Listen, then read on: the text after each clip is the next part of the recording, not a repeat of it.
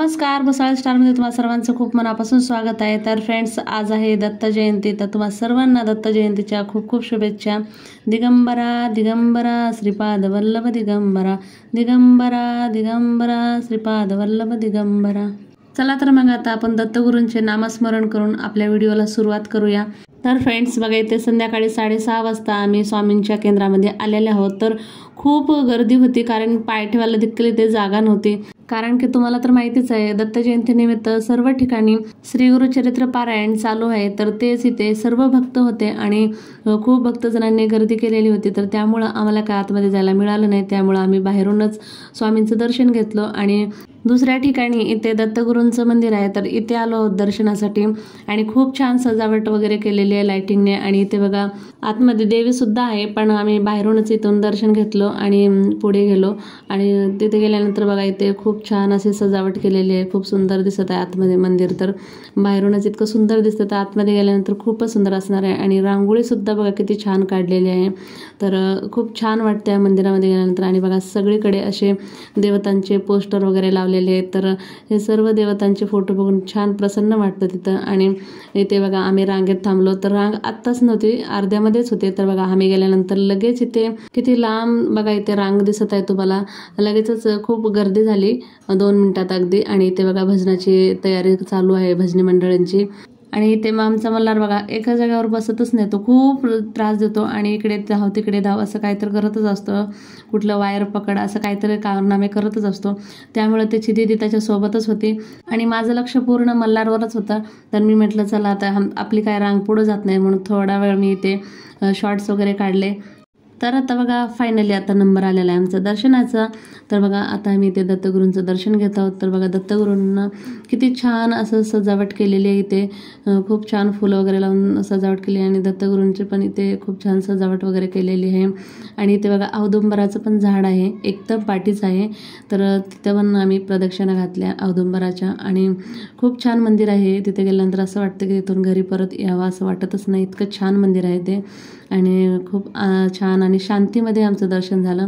आणि त्यानंतर इथे लगेचच आम्ही साईनाथांचं पण दर्शन घेतलं आहोत। तर साईनाथांचं पण दर्शन झालं। आणि तिथे पण बघा किती छान सजावट केलेली आहे। आणि इथे बघा गौशाळा आहे, तर गौशाळेमध्ये आले आहे। तर इथे गाईला मला इथे नैवेद्य द्यायचा होता, कारण आपण घरी नैवेद्य काढतो गाईसाठी म्हणून, तर तोच नैवेद्य मी इथे आणून गाईला अर्पण केलेली आहे। आणि नेहमीच मी इथे नैवेद्य असो किंवा आपल्या घरी केलेल्या चपात्या जास्त उरतात, तर अशा चपात्या हे सर्व मला नाही जमलं तर घरातल्या कोणालाही मी इथे पाठवते आणि या गौशाळेमध्ये सर्व गायींना इथे द्यायला सांगते आणि सगळे घेऊन येतात। त्यानंतर इथे बघा किती मोठे मोठे पातेले दिसत आहेत तुम्हाला, तर खूप छान इथे महाप्रसाद बनवतात। आणि इथे बघा थोडा वेळ थांबलो आम्ही, कारण आम्हाला जागा नव्हती, खूप गर्दी होती इथे। आणि त्यानंतर फायनली आता आम्हाला इथे जागा भेटलेली आहे। तर खूपच छान इथे महाप्रसाद होता आणि सर्वांनी आम्ही इथे महाप्रसाद घेतलो।